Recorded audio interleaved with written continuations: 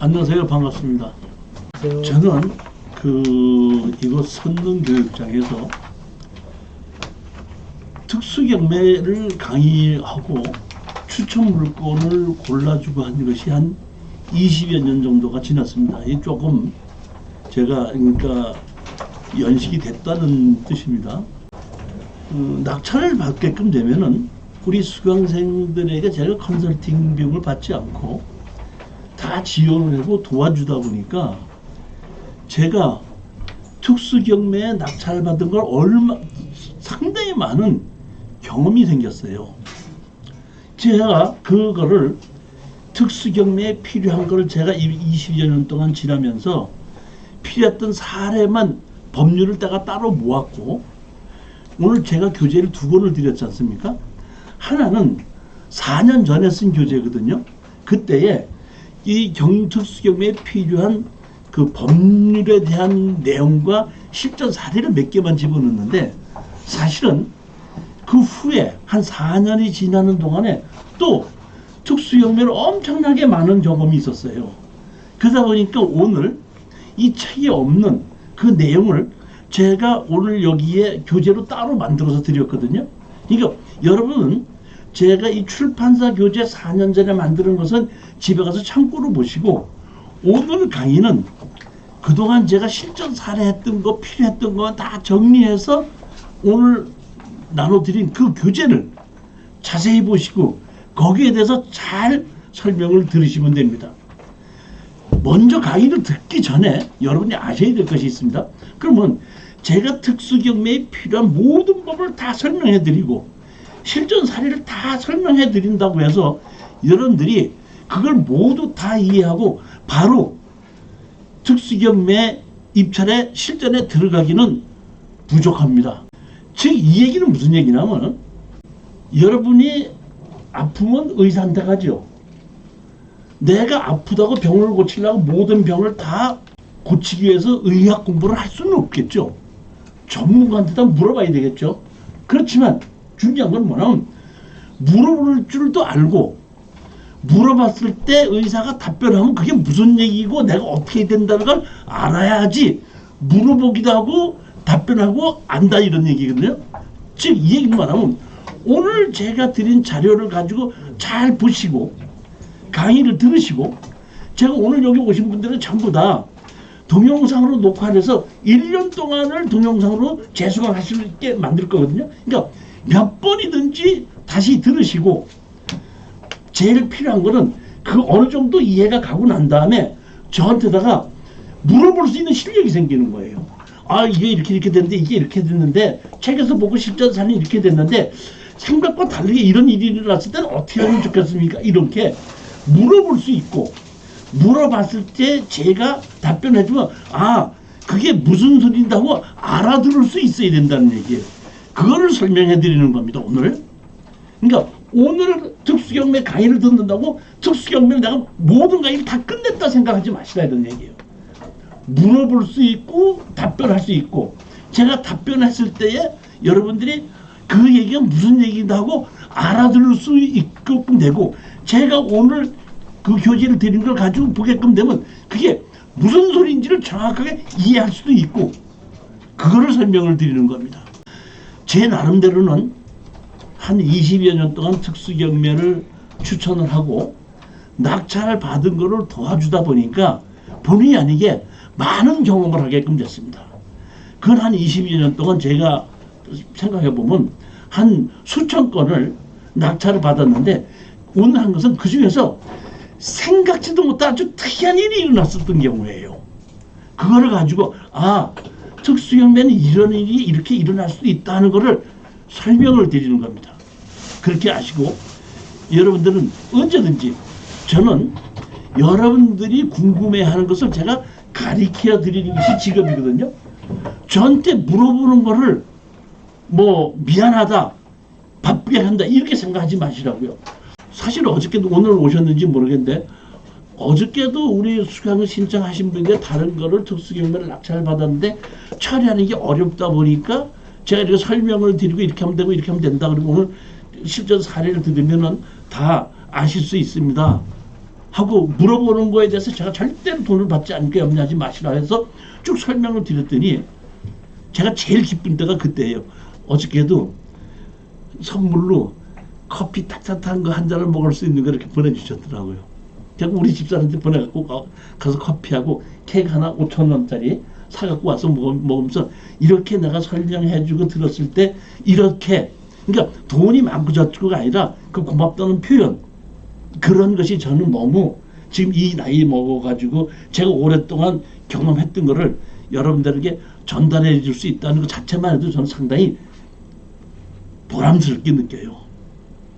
그렇게 하시고 천천히 잘 들으시고 오늘 강의를 듣는 것은 물어보기 위한 것을 들으는 겁니다.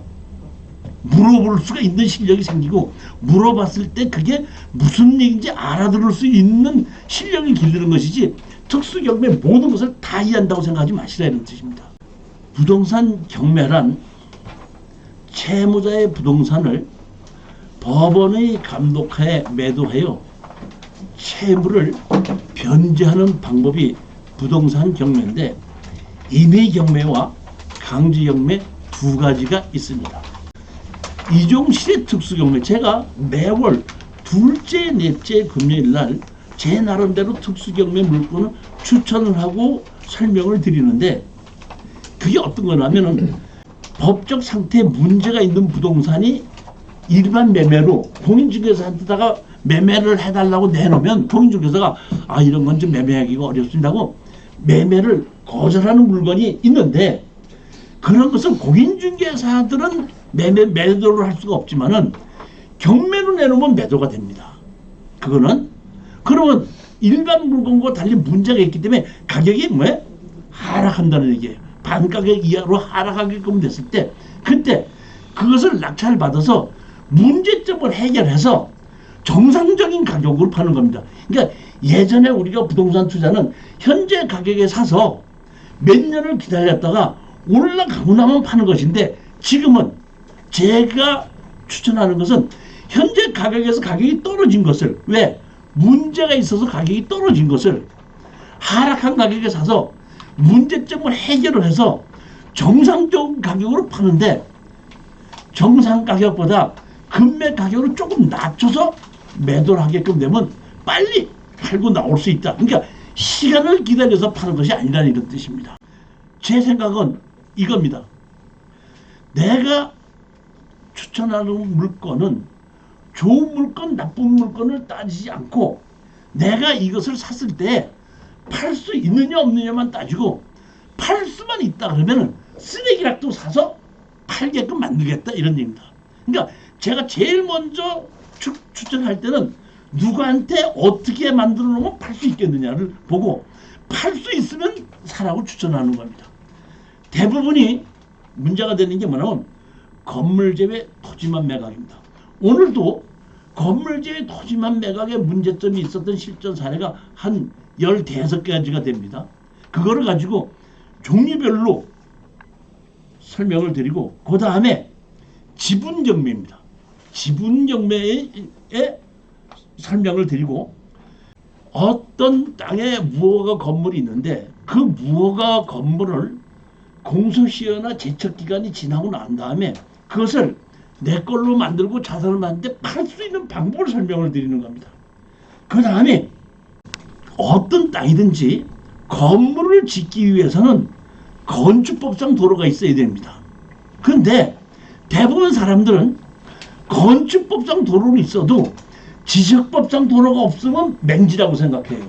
그러니까 지적법상 도로와 건축법상 도로는 다르다는 겁니다. 지목이 도로로 되어 있지 않다는 얘기는 지적법에 의해서 도로가 아닌 것이지 건축법에서는 언제든지 그 땅을 가지고 건축허가를 받았으면 건축허가를 내주는 거예요.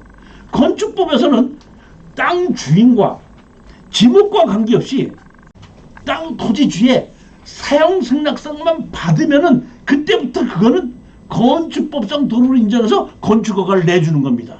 그게 건축법상 도로예요. 지목과도 관계없고 주인과도 관계가 없습니다. 뭐만 하면 되죠? 토지주의 사용 승낙만 받으면 된다 이런 뜻입니다. 그런데 그런 걸 모르고 지적법상 도로가 없으면 전부 다 도로가 없다고 생각하고 그런 건물은 가격을 하락을 시킨다는 얘기입니다. 이 옛날 얘기 잠깐 할게요. 15년 전에 어떤 여자분이 한 분이 저를 찾아오셨어요. 찾아와가지고 신문에 봤더니 맹제 건축법상 도로를 만든다고 강의한다고 해서 제가 찾아왔는데, 사실은 저희 남편이 자기 선배가 전원주택을 분양하는 걸 싸게 주겠다고 해서 샀다 이런 얘기입니다. 사서 용인에서 살고 있는데 시부모가 돌아가시고 뭐 하면서 서울로 그걸 팔고 서울로 시부모 댁에 같이 합세를 해야 됐는데 공인중개사한테 팔아달라 했더니 공인중개사가 뭐라 그러냐면 이거 잘못 사셨습니다. 맹지의 땅을 사셨네요. 이거 반가역도 못 받습니다. 그리고 사는 사람도 들립니다. 하고 그때부터 그 사람이, 그 여자분이 저한테 얘기하면 이거를 빨리 팔아달라고 일주일 동안 금식기도 하는 과정 중에서 일주일이 지나고 났는데 신문에 봤는데 이거 여기가 하면 알 수 있지 않겠냐고 봤는데 제가 봤을 때는 그거는 지적법상 도로가 없는 것이지 건축법상 도로가 없는 게 아니에요. 이미 건축법상 도로를 인정해서 왜? 건물이 다 지어진 거지 않습니까? 그럼 왜 아니냐? 토지주가 지목 변경 신청을 안 하면은 옛날 지목 그대로 있는 거예요. 그렇기 때문에 지목상 도로가 아니라고 해서 건축법상 도로가 없는 건 아니라는 거예요. 그럴 정도로 그런 것에 착각을 하는 경우가 많다는 얘기입니다. 다시 또 한 번 말씀드려, 건축법상 도로는 주인이 누구든지 지목이 뭐든지 상관없이 토지주의 사용 승낙을 받으면 그때부터 그게 뭐가 돼요? 건축법상 도로가 되는 겁니다. 제일 먼저 이렇게 특수 경매를 우리가 낙찰을 받아서 해결을 하기 위해서는 그런 필요한 법규가 있습니다. 우리 선생님한테 여쭤볼게요. 법은 누구 편이죠? 법이 누구 편입니까? 법은 정의로운 편이다. 맞아요? 아니면 돈 많은 사람 편이다. 어떤 법이 누구 편입니까? 법이 누구 편이죠? 법은 법을 알고 사용하는 사람 편이에요. 그럼 제가 이렇게 했으니까 이런 법이 있으니까 이렇게 소송해서 이렇게 처리하면 됩니다 하고 얘기하면 어떤 분이 그런 법이 다 있었습니까? 그래요.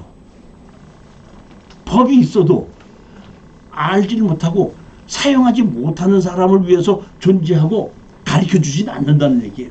내가 찾아서 필요할 때마다 내가 찾아서 사용할 줄 알아야 된다는 얘기거든요. 그렇기 때문에 특수경매에서 필요한 법규 내용만 가지고 내가 한 20년 동안을 강의하다 보니까 그 내용만 정리한 책입니다. 오늘 그 나눠드린 게 그거예요. 그리고 그 법에 대해서 간단하게 설명을 먼저 드리고, 그리고 그 법을서 이용했던 실전 사례를 가지고 설명을 드릴 거예요. 그러니까 제일 먼저 그 법의 종류부터 먼저 설명을 드릴 거예요. 제일 먼저 민사집행법에 의해서 경매가 시작이 됩니다. 그 다음에 민법 및 민사소송법에 의해서 우리가 철거해라, 나가라, 지료를 달라, 공인권 분할하자 이런 소송을 하게끔 됩니다. 그거는 민법 및 민사소송법에 의해서입니다. 그 다음에 주택 및 상가 임대차 보호법에서 여기 보면 대항력이라는 것이 나오거든요. 그 대항력이 무엇인지, 우리가 경매를 낙찰받는 사람의 입장에서 대항력이 있는 임차인을 어떻게 골라낼 것인지 그런 걸 설명드리고, 그 다음에 건축법 및 행정기본법, 그 다음에 국유재산법, 국세징수법, 등기법, 이렇게 7가지에 대해서 제가 필요한 부분만, 특수임무에서 해결하기 위해서 필요한 부분만 설명을 드릴 예정입니다. 민사집행법의 목적, 채무자의 부동산을 법원의 감독하에 매도하여 채무자의 채무를 변제하게 하는 법 규정입니다.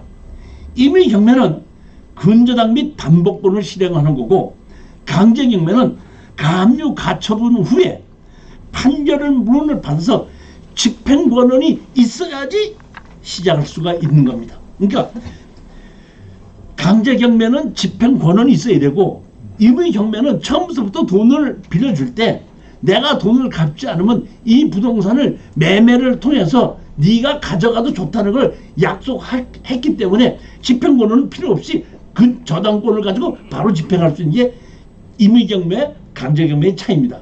그러면 그렇게 집어넣을 수도 있지만은 경매를 당하는 사람의 입장에서는 억울할 수가 있기 때문에 집행정지와 이의를 신청할 수 있는 규제도 뒀습니다. 그 다음에 매각 허가 후에 낙찰받은 사람의 권리를 보호하기 위한 법규도 여기에 있습니다.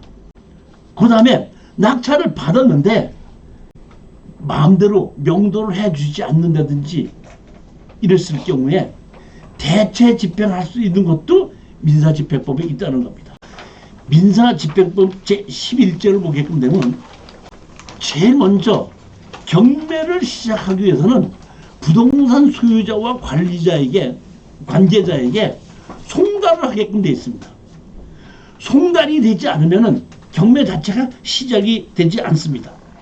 그래서 송달이 확정이 됐으면 그날부로 경매 개시 결정이 되는 겁니다. 그런데 14조에 보면 송달이 되지 않는 경우에 법원이 정하는 방법에 의해서 송달할 수 있다 이렇게 했습니다. 다시 말하면 우리가 보면 공시송달 이런 걸 얘기하는 거죠.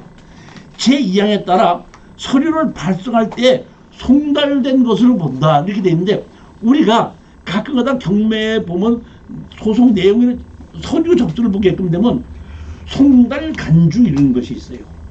송달은 되지 않았지만은 송달 간주를 한 걸로 보고 경매를 그대로 진행한다 이런 얘기입니다. 그러니까 당사자에게 송달이 될 수도 있고 안 됐는데도 송달 간주로 해서 시작이 됐는데 일단은 경매가 시작이 되려면 송달이 되지 시작한다는 뜻입니다.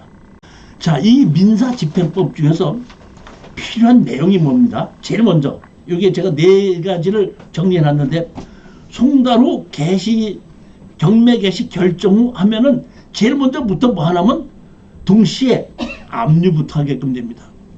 제가 이걸 제일 많이 써먹는 게 언제 써먹냐면은 누가 경매에 유치권 신청 또 가봤더니 현장에 유치권 있음 이런 것이 됐을 때 제가 제일 먼저 뭐부터 보냐면은 경매 개시 결정을 하고 나면 제일 먼저 판사님이 현장을 조사하게끔 만듭니다.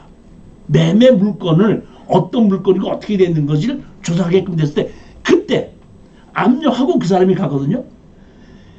법원에서 한 사람이 현장을 조사하러 갔는데 그때 유치하고 있었다는 사람이 없으면은 그거는 압류 후에 유치권이기 때문에 인정이 안 되는 거거든요. 제일 먼저 그거부터 보는 건데 오늘도 그 실전 사례에서 소송을 해서 대법원까지 가서 이겼던 그 사례가 있습니다. 경매의 실전 사례. 그러니까 제일 먼저 보게끔 되는 것이 이 동시 압류됐다고 했을 때는 이 행위가 경매 개시 결정 전에 했느냐 후에 했느냐를 제가 정확하게 본다는 뜻입니다. 두 번째는 뭐 경매가 진행됐다가 체불을 갖게끔 되면 취하가 되거든요. 취하가 되는데 임의경매도 있고 강제경매 있는데 임의경매는 낙찰 받고 난 다음에 잔금을 내기 전에 갚으면 취하가 됩니다. 그렇기 때문에 우리 수강생 중에서 어떤 분이 교수님 운 좋게 아파트를 싸게 낙찰 받았습니다. 그러면서 한 얘기가 오늘 기분이 좋으니까 강의 끝나고 나서 제가 맥주 한 잔 쏠 테니까 드시고 싶으면 남아서 저하고 같이 가십시다. 이렇게 하시는 분이 있는데 제가 절대 하지 말라고 그래요. 잔금 내기 전까지 낼 게 아닙니다. 언제든지 잔금 내기 전에 취하될 수 있다 이런 뜻입니다. 그런데 만약의 경우에 경매를 신청한 사람이 취하를 시킬 수도 있죠. 왜? 내가 10억을 받을 게 있어서 경매를 집어넣는데 낙찰이 4억밖에 안 돼. 그러면 나머지 돈을 못 받게 되니까 지금 가격이 너무 떨어졌으니까 다시 해야 되겠다 싶으면 낙찰자인 나한테 와서 이거 좀 취하를 시키자 했습니다 할 때는 경매 신청한 사람이 임의경매라도 신청한 사람이 좀 취하했으면 좋겠습니다 하면 취하 동의서가 필요합니다. 강제경매인 경우에는 채무자가 낙찰을 받은 다음에 그러니까 낙찰을 받기 전에는 언제든지 취하가 되지만은 낙찰 받고 난 다음에 채무를 갚으려면 낙찰자의 동의가 필요합니다. 세 번째, 우리가 경매에서 가장 중요한 것이 기준권리라는 겁니다. 기준권리보다 앞선 게 있고 인수가 돼 있고 소멸이 돼 있는 것이 있는데, 기준권리를 찾는 법과 인수와 소멸을 보는 법.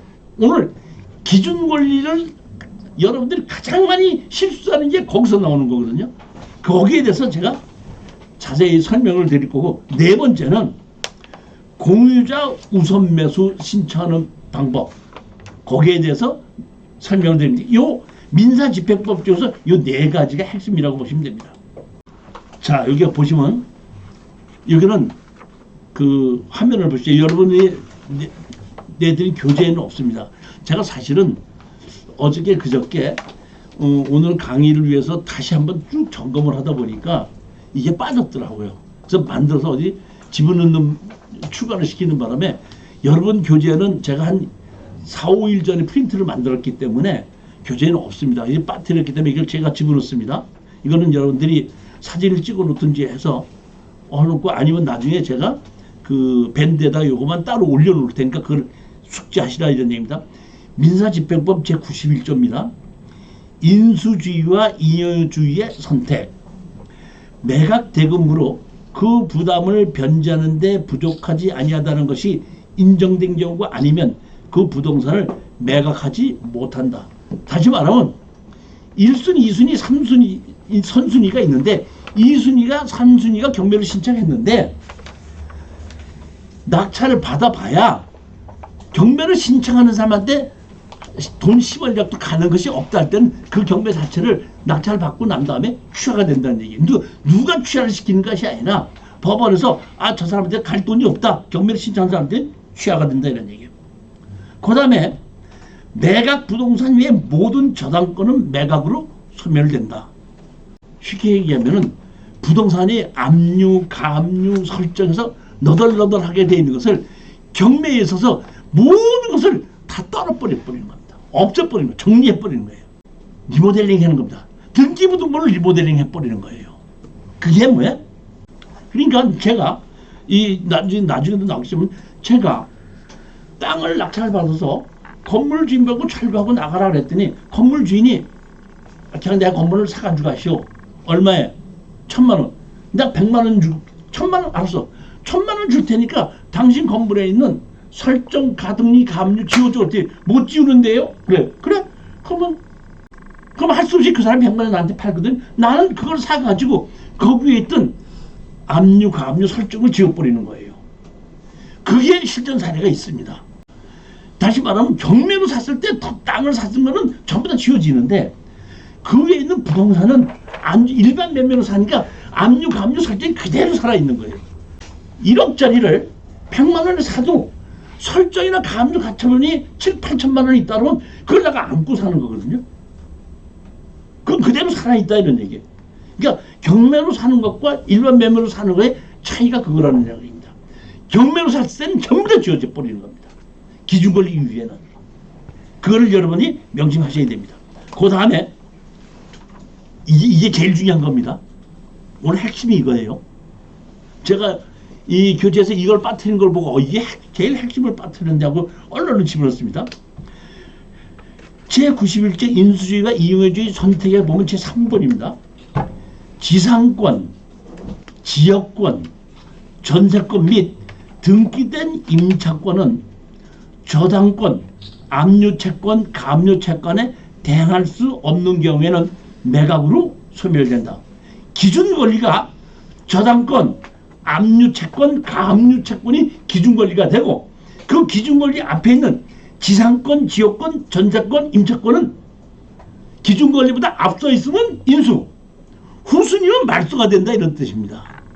그러면 얼핏 보면 이게 된데 여기서도 함정이 있어요. 전세권이 기준권리가 될 수도 있고 가등기도 전세권이 되는 경우가 있고 가장 앞선 압류나 설정이 기준권리가 안 될 때가 있습니다.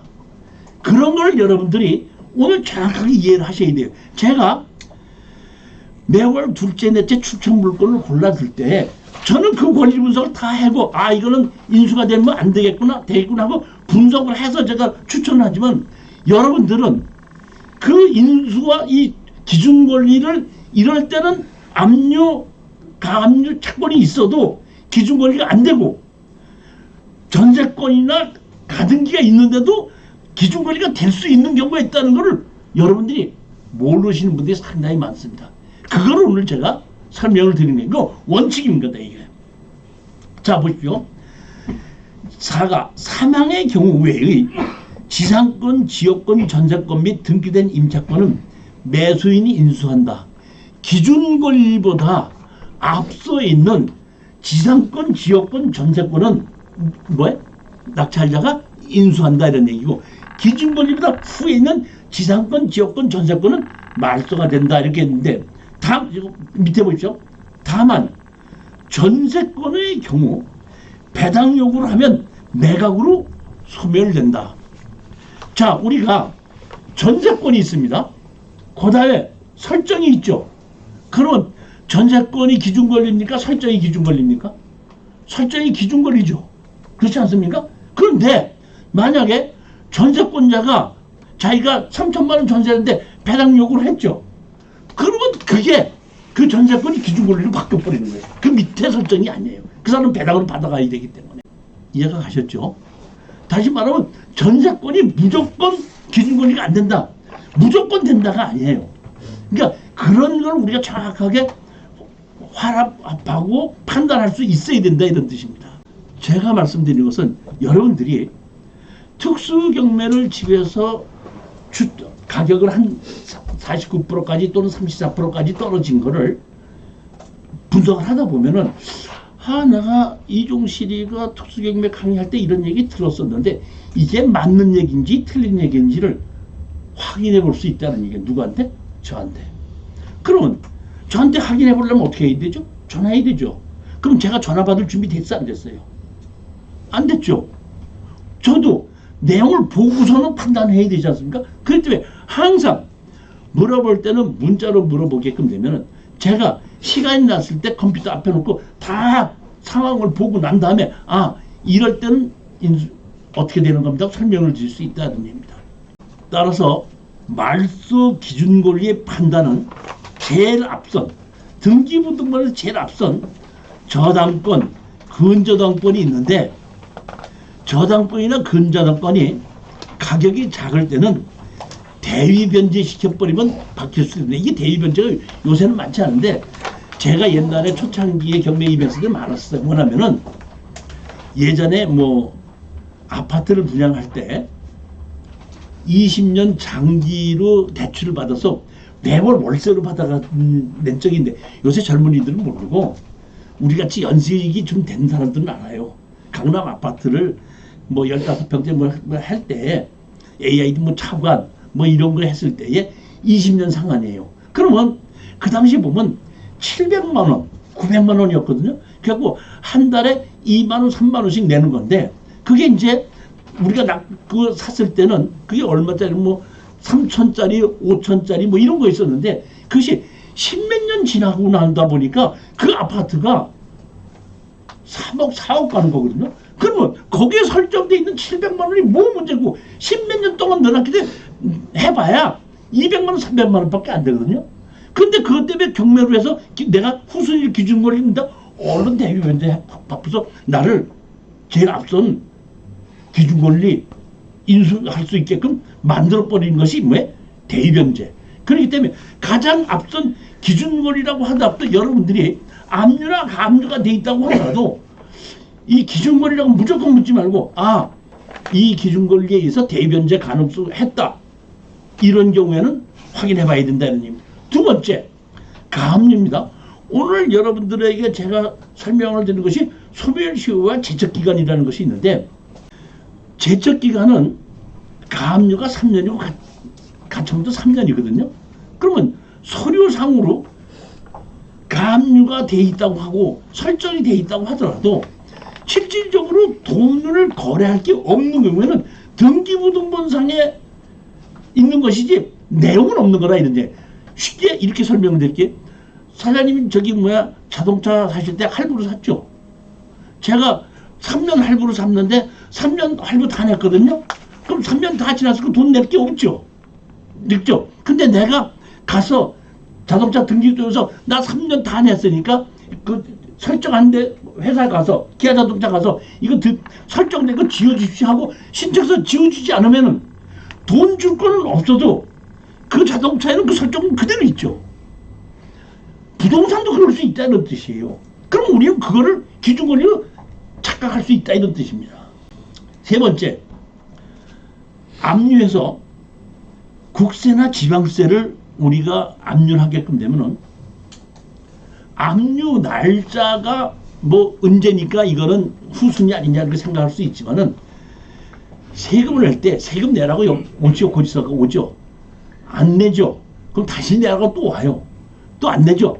그러면 그때 가서 그 집을 압류를 하거든요. 그러면 압류 날짜가 기준권이냐면 압류 날짜가 기준권이가 아니라 세금 과세 기준이래요. 그러니까 2년 전에 세금을 내라고 했었는데 압류는 2년 후에 했거든요. 그러니까 그 과세 기준이기 때문에 그보다 훨씬 빠르게 기준권리가 될 수 있다는 걸 여러분이 아셔야 된다는 겁니다.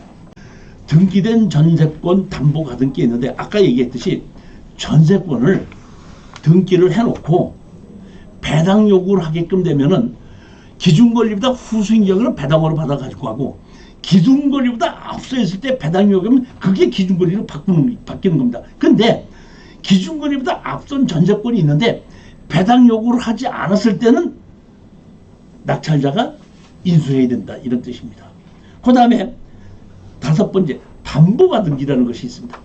우리가 등기부등본에 담보가등기다 매매예약 가등기라고 나와 있지 않습니다. 그냥 가등기 이렇게 되어 있습니다. 근데 가등기다 보면 가등기는 기준권리가 아닌데 만약에 돈을 받을 게 있어 이 사람이 뭘 했어요? 전세권처럼 배당 요구를 했죠. 그때는 그 담보 가등기를 보고 이게 뭐가 돼? 기준권리가 된다는 얘기입니다. 즉 전세권과 가등기는 배당 요구를 했으면 기준권리도 되고 배당 요구를 하지 않았다 그러면 기준권리가 아닌 걸로 해서 인수된다 이런 뜻입니다. 그런 걸 여러분들이 머릿속에다가 입력해놓고 계셔야 된다 이런 뜻입니다. 102조입니다. 아까 인수와 인여주의라고 하는데 남을 가망성이 없을 경우에 경매 취소. 아까 인수와 인여주의에서 경매 신청자가 경매를 신청했는데 신청한 사람에게 앞만 봐도 돈이 하나도 배당을 갈 게 없다고 할 때는 법원에서 경매를 신청한 사람한테 연락을 합니다. 오늘 이후로 가격이 더 떨어지게끔 되면 당신한테다가 배당 갈 게 없기 때문에 경매를 취소하겠습니다. 그러면 당신이 이걸 사겠다고 예약을 하게끔 되면 그러면 경매를 그대로 진행하고 만약에 당신이 사겠다는 소리를 안 하면은 여기서 취하하겠습니다고 연락이 온다 이런 얘기입니다. 그때 경매를 신청한 사람이 자기 돈 받을 게 있으니까 어차피 그 돈이라도 좀 건질라 그러면 최소한도 그 부동산을 받아야 되겠다면 아 내가 그걸 매수하겠습니다. 얼마에 먼저 최저 가격으로 매수 신청을 하겠습니다 하면 매수 신청하게끔 되면은 그러면 경매가 그대로 진행이 되는 거고 진행이 된다는 얘기는 나중에 그 가격 이하로 낙찰을 받게끔 되면은 먼저 매수 신청했던 그 가격으로 그 사람 가는 거고 그 사람 이상 가격으로 어떤 사람이 낙찰 받았다고 할 땐 그 사람이 가져가게끔 된다 이런 뜻입니다. 93조 경매 신청이 경매 신청이 취하되면 압류의 효력은 소멸된다. 강제경매 매수 신고가 있은 뒤 경매 신청을 취하하는 경우는 최고가 매수인이 동의를 받아야 그 효력이 발생한다. 아까 말씀드렸죠. 그 다음에 139조 공유물 지분에 대한 경매. 공유물 지분을 경매하는 경우는 다른 공유자에게 그 경매 개시 결정이 있다는 것을 통지해야 된다. 제가 지분 경매를 많이 낙찰을 받는 경우가 있는데 낙찰을 받고 나서 일주일 있다가 보게끔 되면 낙찰 허가가 났거든요. 다시 있다가 일주일 있다가 불허가 나요. 그럼 왜 불허가 났나 봤더니 그 지분권자가 송달 간주를 해서 그냥 집행을 했거든. 그랬더니 그 지분권자가 나 지분권자인데 나 송달을 받지 않았는데 이거를 이런 식으로 경매를 진행하면 안 되지 않냐고 이의 신청을 하게끔 되면 취하시켜 놓고 다시 경매가 진행되는 거 꽤 있습니다. 그러니까 반드시 그 공유자한테다가 송달이 같이 다 돼야 된다 이런 뜻입니다. 그래서 지분 경매에서 제가 낙찰을 받았다가 취하된 경우도 한 두서너 번 있습니다. 그동안 한 20년 동안에. 기준 권리의 변동 및 인수, 대위 변제한 경우, 등기부등본에만 남아있는 경우, 세금의 기준 권리는 세금 발생일, 그 다음에 퇴직금은 임금 등의 일정 금액은 최우선으로 먼저 배당을 합니다. 그 다음에 가처분의 판결, 재산 분할, 사회행위 취소, 그 다음에 현황에 의한 인수. 다시 말하면 여기서 가장 중요한 것은 뭐냐면 등기부 등본상에서는 인수하는 게 없었는데 현장을 가보면 인수할 게 생기는 게 있다 이런 겁니다. 그런 거를 여러분이 아주 조심해야 되는 겁니다. 자, 이번에는 민사소송법입니다. 개인과 개인 간의 민사 분쟁을 법원을 통하여 해결하기 위한 절차 원칙을 규정한 법입니다. 부동산은 사람이 살면서 수천 년간 보유해 왔지 않습니까? 그럼 수천 년간 보유했을 때 개인과 개인 간의 분쟁이 얼마나 많았겠어요. 그렇기 때문에 이 부동산의 개인과 개인 간의 분쟁을 해결하는 법이 곳곳에 있습니다. 그거를 내가 알지 못할 뿐이에요. 아까 법은 누구를 위해서 존재한다고요? 그 법을 알고 이용하는 사람한테 존재를 한다는 얘기입니다. 여기서 보면 채무 불이행 민사소송을 했을 때 계약 위반, 손해배상 청구, 소유권이나 임대차 분쟁입니다. 오늘 여기서 보면 제일 많은 것이 3번 손해배상 청구와 3번 소유권과 임대차 분쟁입니다. 2분의 1 지분으로 낙찰을 받았습니다. 아파트를. 그러면 얼른 가서 제가 얘기했어요. 이거 어떻게 하실 겁니까? 어떻게 할 건 어떻게 할까요? 당신 마음대로 하세요. 당신 마음대로 하세요. 협상을 안 합니다. 그래요? 알았습니다. 그러면 나는 내 지분이 지금 2분의 1 지분을 갖고 있죠. 근데 그 부부가 같이 사용하고 있죠. 그러면 여기서 처리하는 방법이 공유물 분할만 청구하는 사람이 있고, 네가 내 아파트, 예를 들어서 3억짜리 아파트를 사용하고 있으면 1억 5천을 내가 냈지 않습니까? 내가 낸 것에 대해서 그 사람들이 같이 사용하고 있죠. 그러면 상대편에다가 너 내 지분의 2분의 1을 네가 내 사용하고 있잖냐? 그거 내놔라. 내놔라. 하면서 상대편 지분만 경매로 지불할 수도 있고, 다 팔아서 나누자고 하면서 그 사람으로 배당으로 받아갈 거를 압류해서 그 배당 받아갈 때까지 내 아파트 2분의 1 지분을 사용한 것을 받아올 수도 있다 이런 뜻입니다. 그런 것을 뭐하는 게 민사소송법에 의해서 가능해진다는 겁니다. 제가 여기서 소송경매라는 책을 한 10여 년 전에 만들었어요. 토지개발책은 또 맹제건축법상 도로 만들기 책은 불티나게 팔렸습니다. 근데 소송경매는 안 팔려요. 그래서 제가 출판사 물어봤어요. 왜 그러냐 그랬더니 사람들이 내가 경매를 하는데 소송이 왜 필요합니까? 야. 소송은 오늘도 나오겠지만 이 실전 사례에 나오겠지만은 소송을 하라고 제가 설명을 드리고 소송하는 방법과 법무사를 통해서 소송을 하게끔 만들어 드리는데, 소송을 해서 이겼다고 했을 때는 마진이 없습니다. 거의. 그만큼 시간이 오래 걸린다는 뜻입니다. 근데 소송을 하는 이유는 상대편을 압력을 줘서 협상자로 끌어내리기 위해서, 협상을 하기 위해서 소송을 하는 것이 이기기 위해서 소송하는 건 아닙니다.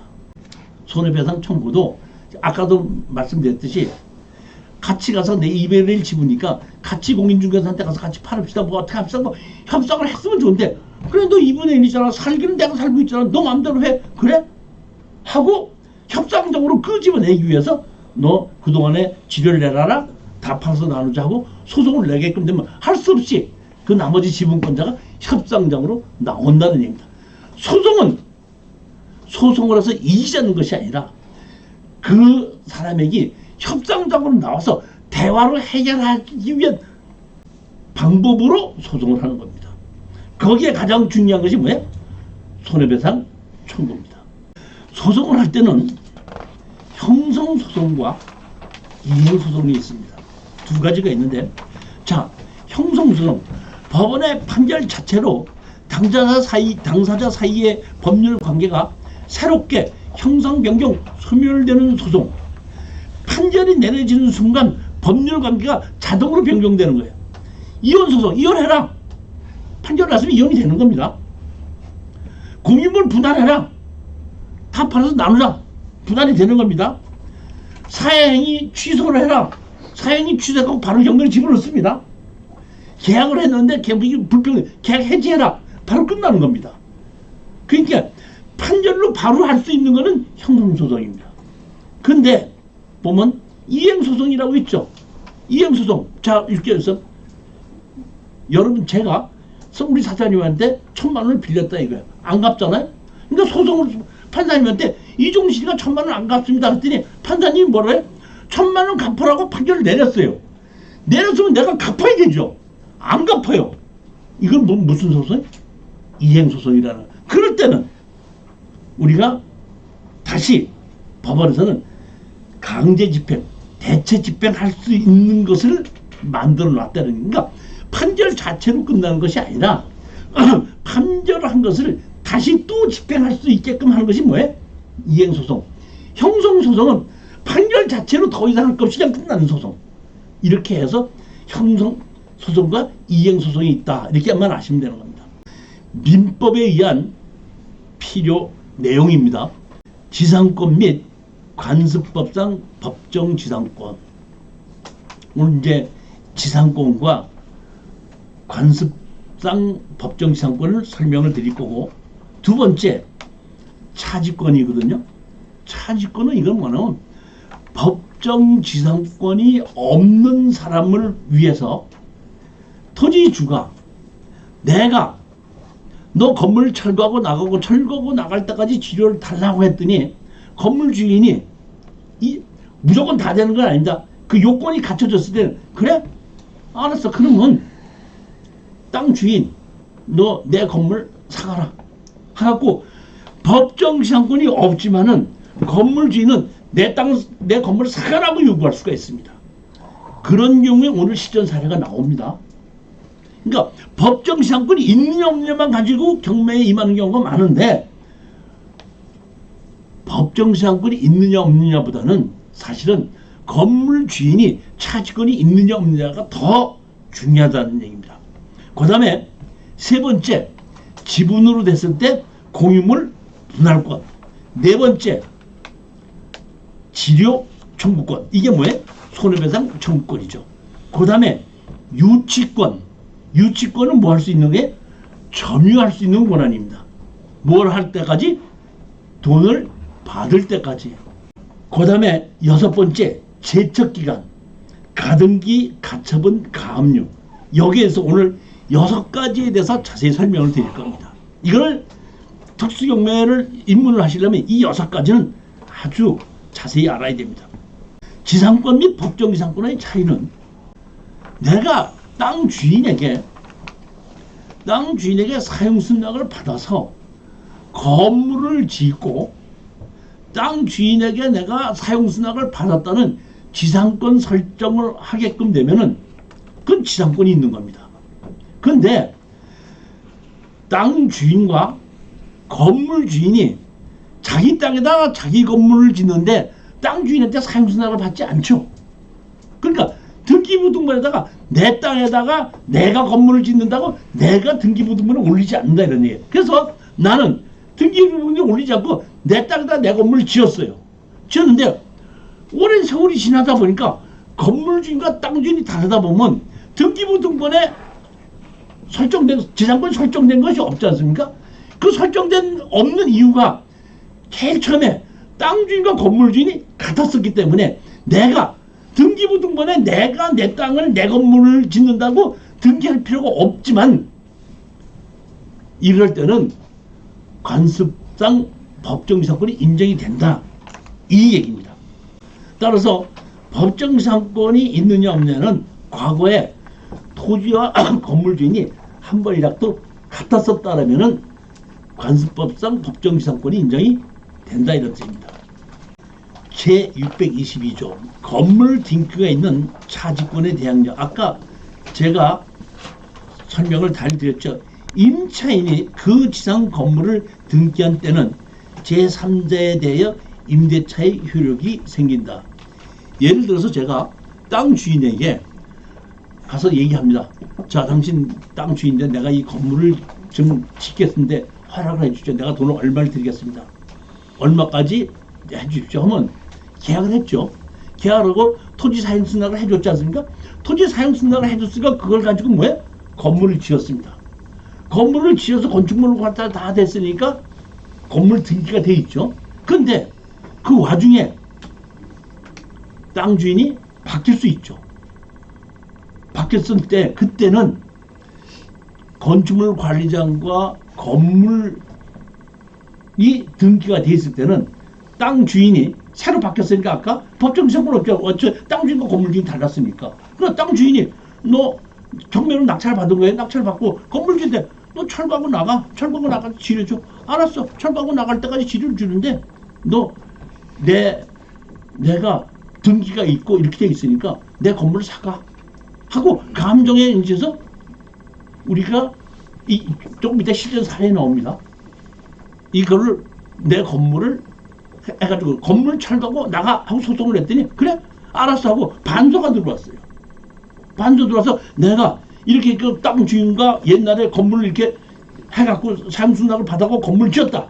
근데 네가 나한테다가 주인이 바뀌어서 이렇게 했으니까 너 내 건물 사가라. 그러니까 내 건물 정식으로 감정평가 얼마 했다. 했으니까 내 건물 얼마 사가라.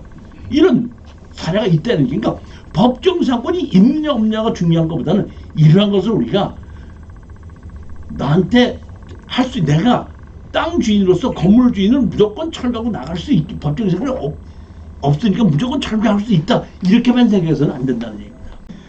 제가 왜 오늘 이 강의를 하냐면은 그런 걸 다 보고서 저는 추천을 하기 때문에 내 추천 강의만 들으시는 분들은 이미 내가 다 골라서 추천했는데 그런 내용을 몰라요. 다 순했기 때문에. 그렇기 때문에 제 얘기만 듣고 본인이 가서 했을 때는 실수하는 경우가 상당히 많습니다.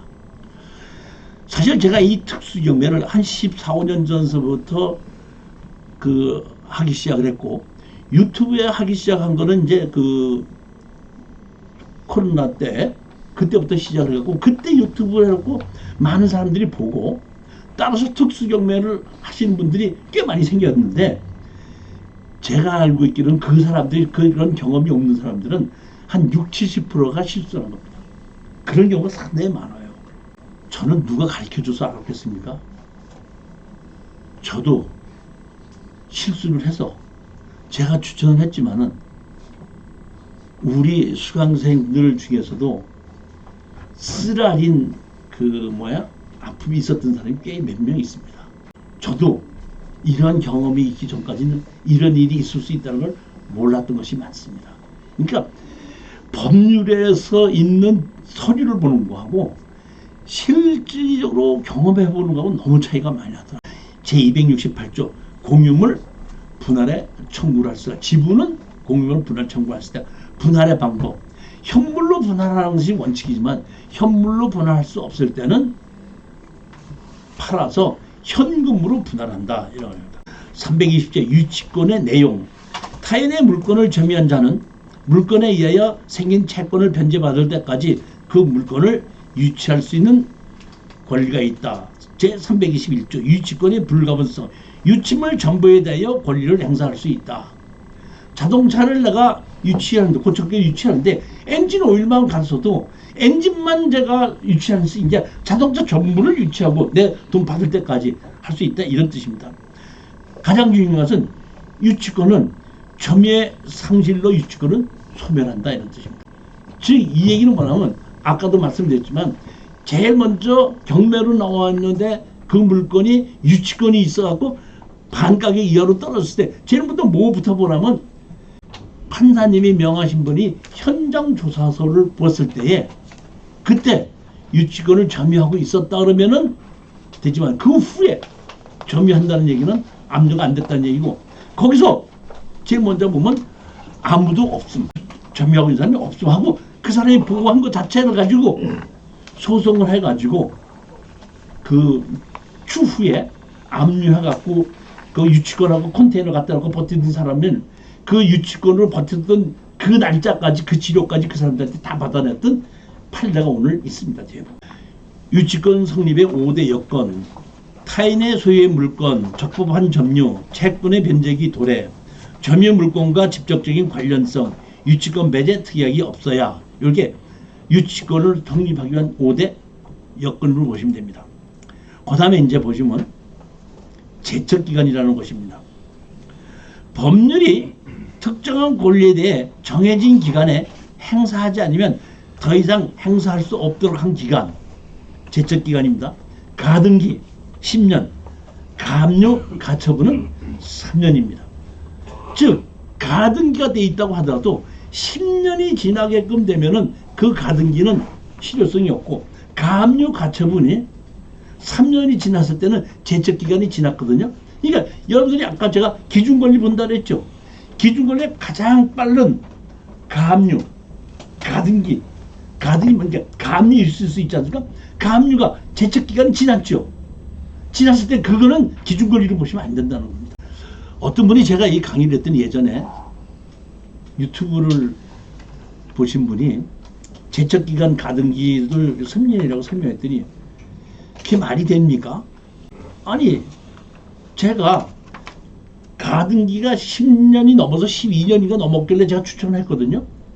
추천했더니 그분이 뭐라고 하냐면은, 아니 뭐 당신이 이렇게 제척기간이라고 지났는데 내가 낙찰 받은 그 사람이 본등기 해버리면 내가 어떻게 해결합니까? 이렇게 얘기를 하더라고요. 여러분이 신청해 보세요. 10년 지났는데 본등기 해달라고.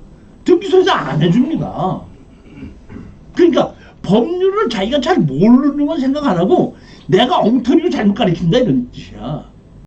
가등기, 가압류, 가처분에 대한 직접적인 제척기간은 없으나 등기부 등본에 나와 있으니까 가등기로 본등기 10년 이내 하는 경우 제척기간 적용, 본등기 불가능.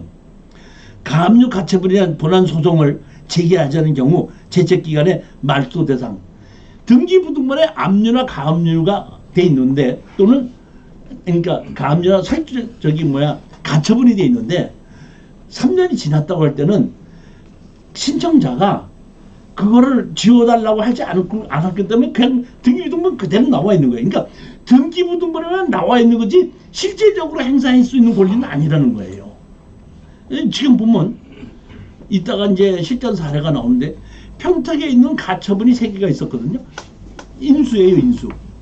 인수인데 그거를 제가 추천해. 그러니까 30매독짜리가 10매독까지 낙찰받아서 제가 그 추천을 했더니 참 그 사람도 웃기는 사람이야. 왜냐면은 내가 얘기했을 때 가만히 있다가 내가 이렇게 하고 나니까 수강생들한테 얼른 해갖고, 제가 어느 법무사 사무장으로 출발하고 근무하는 사람인데 오늘 이 교수가 이게 실수해갖고 선순위 가처분이 있는데 이게 실수한 거니까 이거 절대로 입찰하라고 하면 안 됩니다. 이런 경우에 더 문제가 있으니까 좀 저한테 의논을 하십시오. 저는 법무사 사무장입니다. 법무사 사무장이면 나보다 더 잘 알아야죠. 사무장이 나를 가르쳐줘야 돼. 내가 사무장을 가르쳐줘야 돼요. 가처분 3년 지났으면 소용없는 겁니다. 그 실전 사례로 제가 소송을 해서 가처분 지운 사례가 나옵니다. 오늘 실전 사례 다 나오는 거예요. 그러니까 오늘 제가 이러한 것을 실전 사례에 나오는 걸 전부 다 설명을 드리는데, 그러기 전에 이런 법이 이렇게 있다는 걸 원칙적만 먼저 설명을 드리는 겁니다. 그 다음에 이제 민법에 의한 주의토지 통행권이 있습니다. 이번에 이제 어디 아산시에 이제 어떤 땅을 가지고 있으신 분이 그 앞에 도로 있는 사람이 이제 막아두고만 막고 뭐 이렇게 하던데 보니까 소송을 했는데, 무슨 소송을 했다고 봤더니 주의토지 통행권 소송을 했더라고. 주의토지 통행권은 단위라고 하는 얘기지 건축법상 도라고는 다릅니다. 그러니까 주의토지 통행권에서 판결받아서 단위라고 판결 났다고 해서 그 판결을 가지고 건축법상 도로를 이용해서 건축허가를 내준다는 얘기는 정말 이해를 못하는 겁니다. 그 실전 사례도 있습니다. 주의 토지 통행권과 건축법상으로는 전혀 다른 겁니다. 취득시효, 우리 낙찰을 받아서 땅을 낙찰받고 건물 주인을 보고 철거하고 나가라고 소장을 냈더니 건물 주인이 자기가 40년을 평온 공연하게 사용하고 이 땅을 사용하고 왔으니까 자기는 취득시효가 있다, 그러니까 못 나가겠다, 또 이런 사람이 있어요. 취득시효는 잘 아십시오. 20년 동안 평온 공연하게 사용하면 등기를 할 수가 있습니다. 등기를 하고 나면 그때부터 주인이 된다는 얘기예요. 자, 다시 한번 이제 취득시효는 20년 동안을 주인의 소유로 평온 공연하게 사용을 했으면 그걸 가지고 뭘 할 수 있어? 등기를 신청할 수가 있습니다. 그래서 그것이 다 인정이 된다고 할 때는 등기함으로써 취득시효가 있는 것이, 등기하지 않은 것은 취득시효라는 건 없습니다. 경매에 있어서 취득시효라는 건 있을 수 없다는 얘기예요. 왜? 우리는 당 주인에게 등기부 등본 주인을 가지고 상대로 해서 소송을 하는 것이기 때문에 등기하지 않은 것은 취득시효가 인정할 수 없기 때문에 경매에서 취득시효로 대항할 수 있는 것은 없다는 겁니다. 자, 이번에는 주택임대차 보호법입니다. 주택임대차 보호법은 제일 먼저 건물이 주거용 건물에 대해서 적용합니다. 주거용 건물이 아닌 경우에는 주택임대차 보호법 대상이 안 됩니다. 자, 그러면 예를 들어서 봅시다. 공장이 경매로 나왔어요. 뭐가? 공장이. 근데 공장이 경매로 나왔는데 그 공장에 있는 근무하는 사람이 그 공장에다 전입을 했어. 전입을 해놓고 낙찰 받았을 때 나 세입자로서 돈을 달라고 대항력 있다 하고 하면은 대항력이 인정이 돼요, 안 돼요? 그렇죠. 즉 이 얘기 안 하면 건물이 주거용 건물이 아니더라도 담당자가 전입을 받아줬으면 되는 거예요. 이게 지금 주거용 건물이 아닌데다가 내가 전입 신고를 하면은 당신이 여기서 어떻게 여기서 삽니까? 하고 담당자가 전입을 받아주지를 않는데 내가 거기 공장이 있지만 그 앞에 숙소를 만들어 놓고 있기 때문에 거기서 숙소에서 공장에서 있으면서 제가 근무하고 거기서 먹고 자고 하면서 그 공장에서 먹고 자고 하면서 그 근무합니다. 그래? 전입을 받아줬지 않습니까? 받아줬으면은 주택임대차 보호법 대상이 된다는 겁니다. 대항력 행사입니다. 전입, 확정, 그 다음에 우선 및 최우선 변제권이 있는데 땅만, 건물은 매각지예요. 건물은 매각지고 땅만 낙찰받았는데 그 건물에 전세 들은 사람이 땅만 낙찰받은 사람에게 내 전세보증금을 달라고 대항력을 행사할 수 있느냐 이런 얘기입니다. 행사할 수 있다 이런 뜻입니다. 그 다음에 임대계약의 보장, 계약갱신 및 묵시적 갱신권, 임차권 등기 명령에서 이 주택임대차 보호법에서 이 6가지를 우리가 정확하게 이해를 하고 있어야 된다는 얘기입니다. 적용 범위, 이 법은 주거용 건물 또는 전부 또는 일부의 임대차에 관하여 적용한다.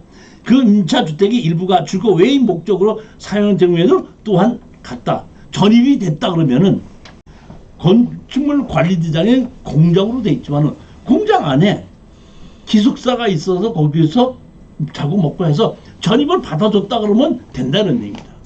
주택임대차 보호법 제2조 1항 주택이라 하면 사람의 거주를 위하여 건축된 임차주택, 부속토지를 포함한 데를 말한다.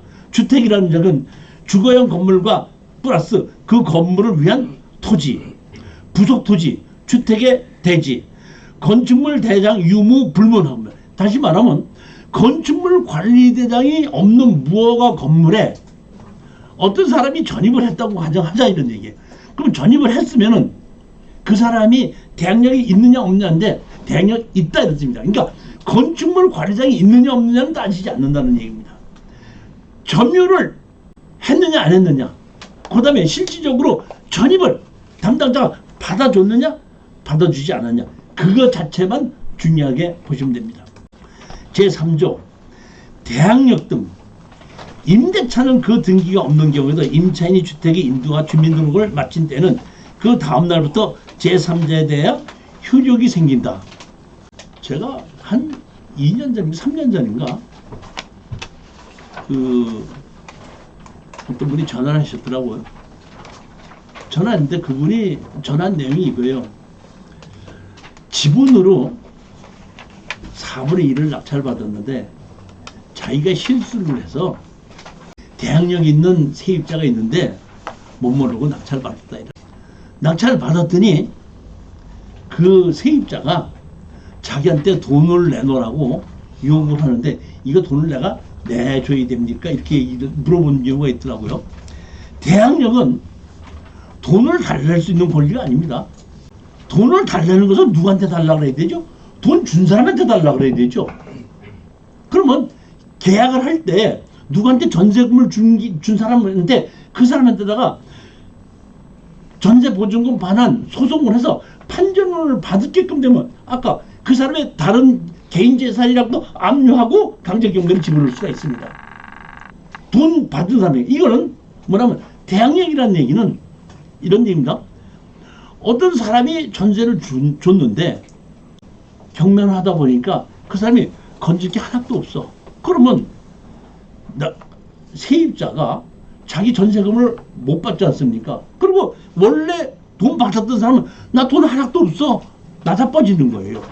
그럴 때 원칙적으로 보면 민법에 의해서는 돈 준 사람한테 받아야 되는 것이 원칙인데 전세 보증금을 반환받기 위해서 새로운 주인이 돈 준 사람이 아니고 건물 산 사람한테다가 돈을 받을 때까지 그 집을 그대로 점유하고 사용할 수 있는 권한이지 돈을 달랠 수 있는 권한이 아니에요. 돈은 누구한테 달라고 그래야 돼? 원래 돈 준 사람한테 달라야 돼요. 근데 새로 낙찰을 받은 사람은 돈을 준 사람이 아니에요. 그 사람한테도 돈을 달라는 것은 아니라 돈을 받을 때까지 그 집에서 점유할 수 있는 권리가 그게 뭐야? 대항력입니다. 그러면 자 보십시오. 제가 4분의 1, 3분의 1 지분 경매가 꽤 나오는 것이 있는데 제일 수익을 많이 올릴 수 있는 것이 뭐냐면 대항력 있는 임차인일 때예요. 대항력은 뭐라고 그랬죠? 제가 지금 점유하고 그 집에서 그대로 살 수 있는 권한이라고 그랬죠. 그러면 대항력 있는 임차인이 있을 수 있고 대항력 없는 임차인이 있을 수 있죠. 그러면 우리가 3분의 1을 낙찰을 받았죠. 3분의 1을 낙찰을 받았는데 대항력 없는 임차인이라고 내가 내보낼 수 있습니까? 대항력이 있거나 똑같아요. 못 내보내는 건 똑같아요. 그런데 대항력이 없으면 여러분들이 지분 경매 사요. 대항력이 있으면 아무도 안 사요. 이런 원칙을 정확하게 알아야지 제가 대항력이 있는 이 지분을 추천했는데 문제가 있다 없다는 거를 판단할 수가 있어야 되는데 제가 대항력 있는 임차인이 있는 걸 추천하면은 이건 이종실이가 나이 먹어가고 요새 좀 깜빡깜빡하나 봐. 대항력이 있는 임차인이 있는데도 추천을 했어. 이런 건 들어가면 안 돼. 이렇게 생각하시는 분이 많다는 거예요. 나이가 먹다 보니까 깜빡깜빡하지만은 그렇게까지 깜빡깜빡하지는 않아요. 임대차 보법은 강행 규정입니다. 법은 강행 규정이 있고 임의 규정이 있거든요. 강행 규정은 자기네들끼리 합의했더라도 무효고 법대로 해야 돼요. 임대차의 기간을 1년으로 자기가 정하고 들어갔다고 하더라도 나 2년 있겠다 그러면 그냥 자기네들끼리 계약한 것 자체가 무시되는 겁니다. 제일 이 미련한 것이 뭐냐면은 토지거래 허가 구역을 허가를 받고 사야 되는데 허가를 받지 않고 샀다고 뭘 해요? 설정을 하고 변호사 사무실 가서 뭐 한다고요? 공chứng 해줘. 그 자체, 다시 말하면 자기네들끼리 합의한 것 자체가 무효가 되는 거예요. 그 계약 자체가. 계약 자체가 인정이 안 되는 걸 뭘 공증을 하고 뭘 합니까? 그 자체가 무효인 건데. 그런 거를 모르시는 분들이 상당히 많더라는 얘기죠.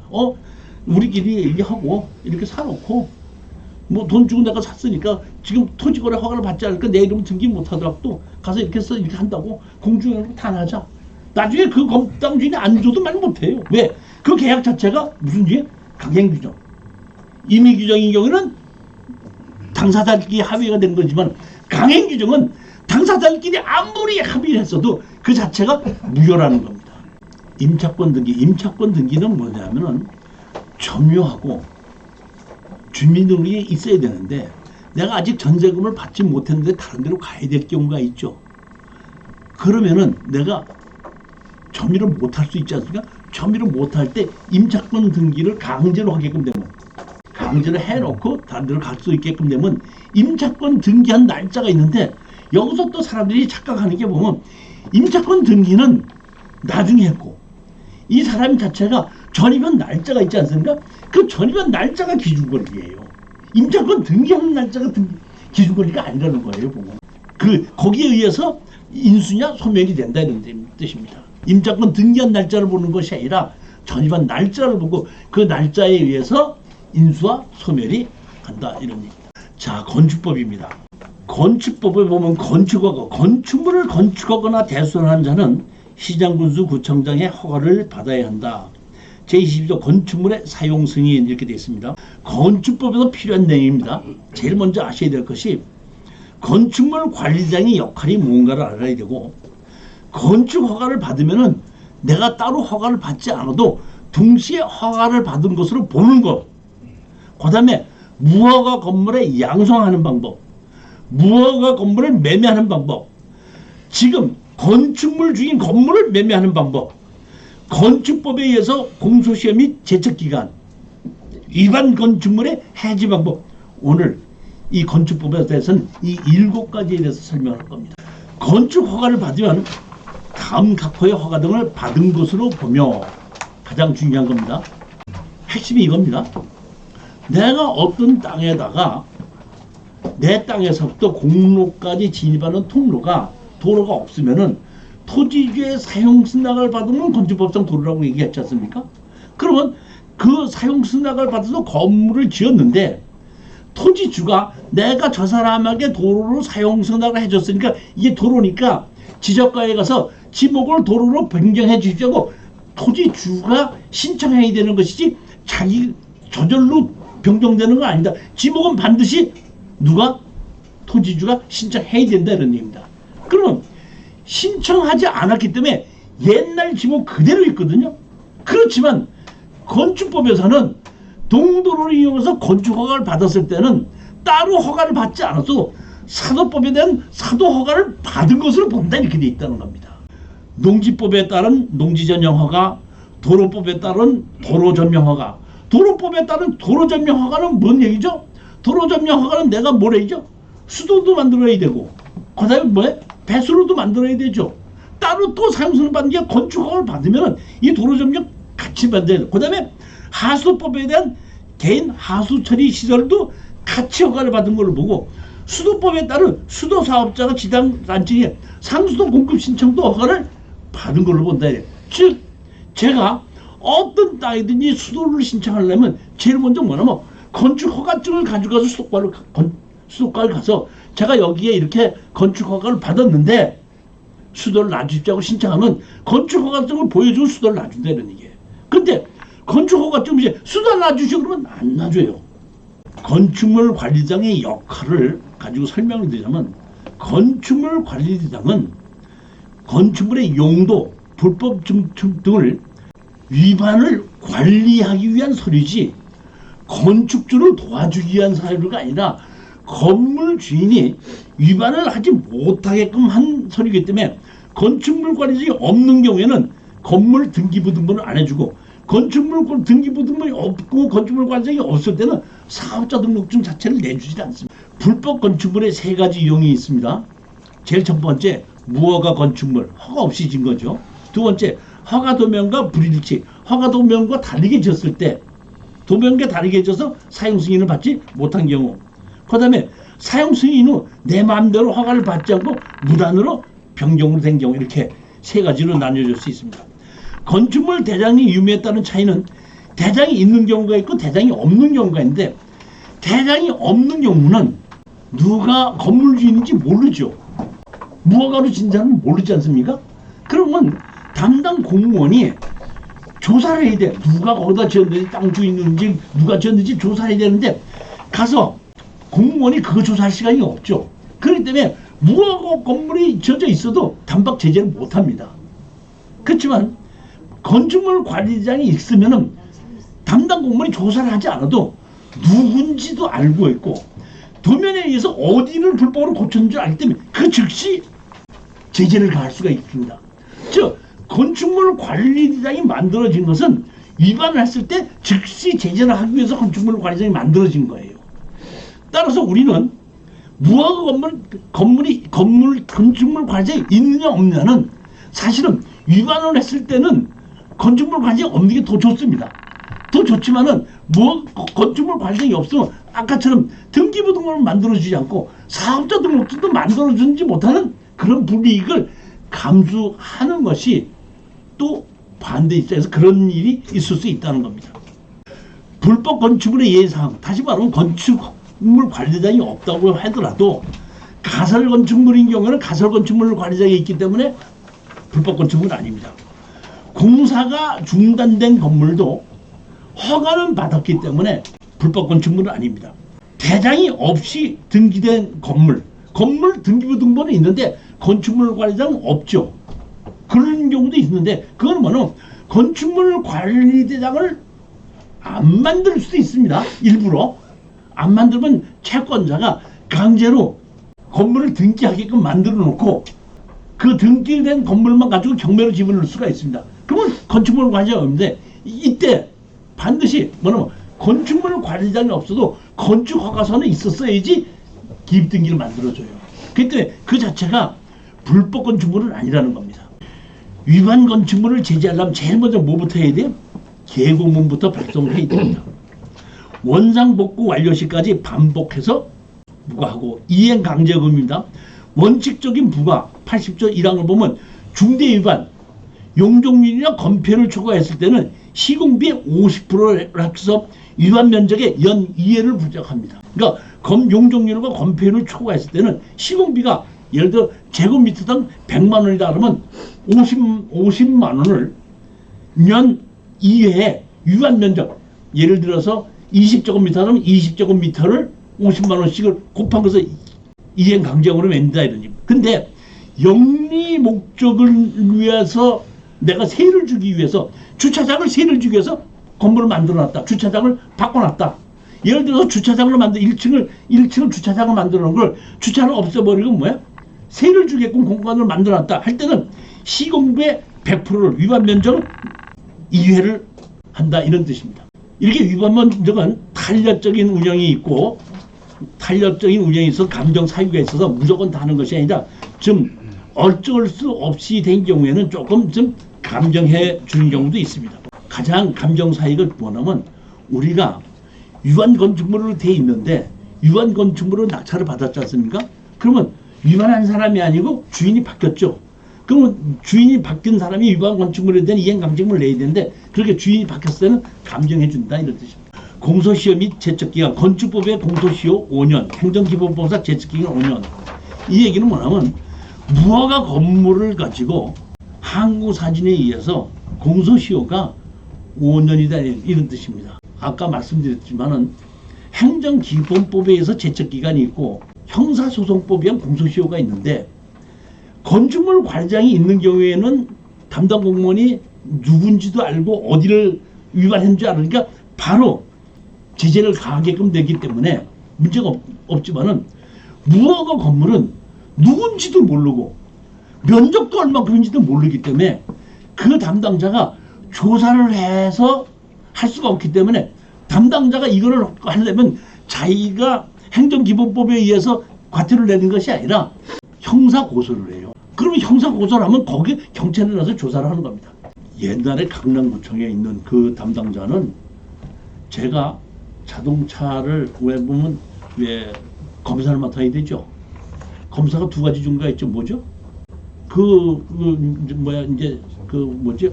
이렇게 했는데 내가 검사를 안 받았다고 자기가 그 하는 것이 아니라 형사 고발을 했더라고. 그럼 벌써 검찰에서 오라는 거 검사하고 갔어.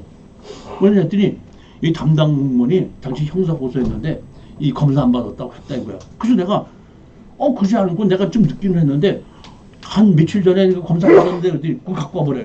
갖다 줬더니 이렇게 봤더니 그렇게 됐네요.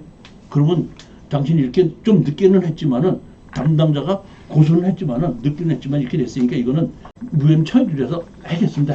한 경우가 있다는 얘기. 그러니까 담당자가 자기가 제척기 하지 않으면은 형사 고소를 할 수도 있다는 얘기입니다. 그러면 형사 고소에 뭐하고 건물을 지었다고 뭐하고 건물 진 거고 뭐해? 형사 고소를 하면 경찰에서 나와서 조사를 하고 그 사람이 어디 다 조사를 하고 제재를 할 수 있기 때문에 다시 말하면 행정기관법으로 제출할 수도 있고 형사소송법으로도 할 수가 있는데 형사소송법의 건축법에 대한 제일 크게 위반이 5년이라는 얘기예요.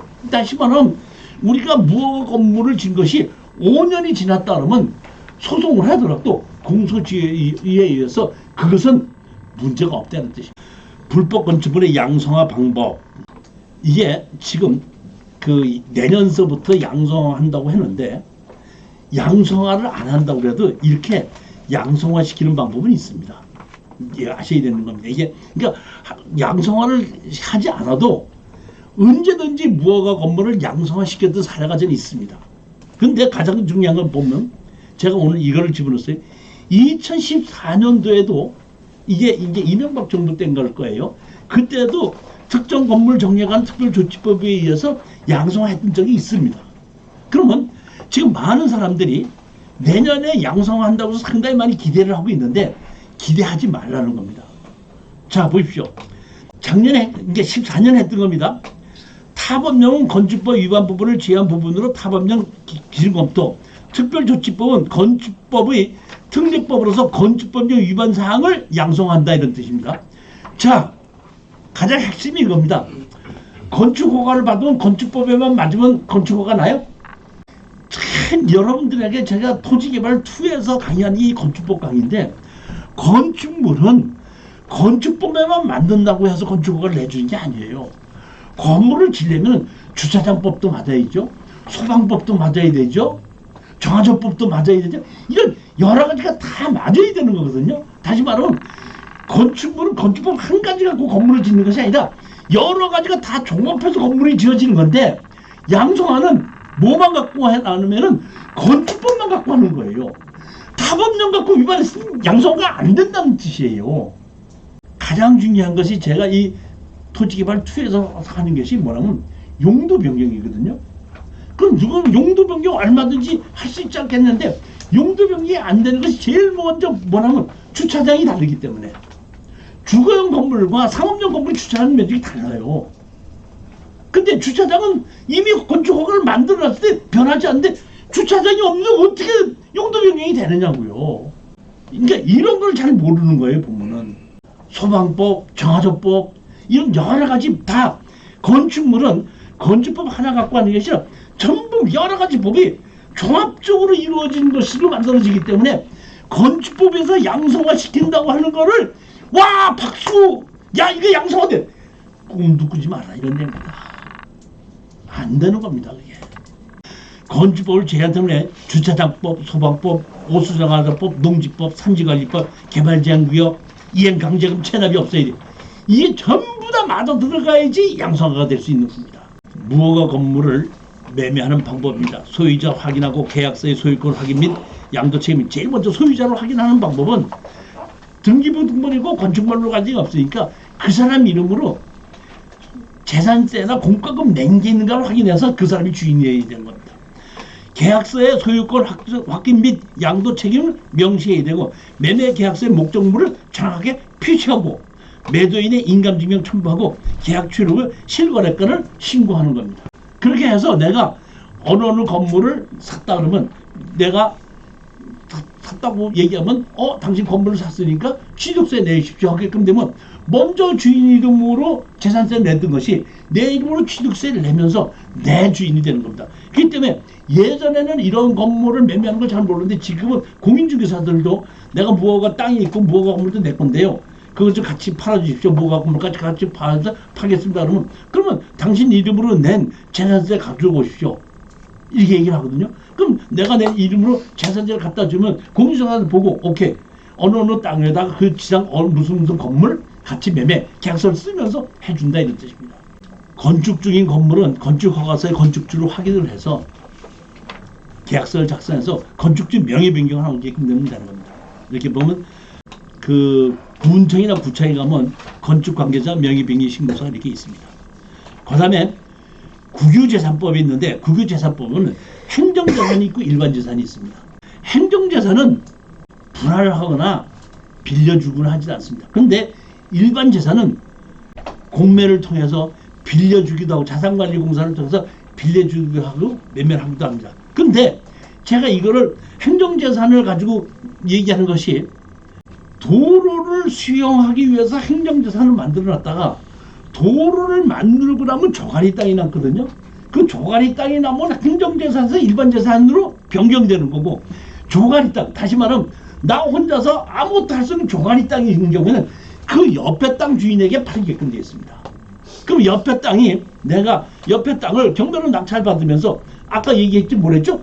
도로를 만들면서 수용하고 남은 땅이라 그랬죠. 그러니까 그 조가리 땅은 반드시 어디에 붙어 있어?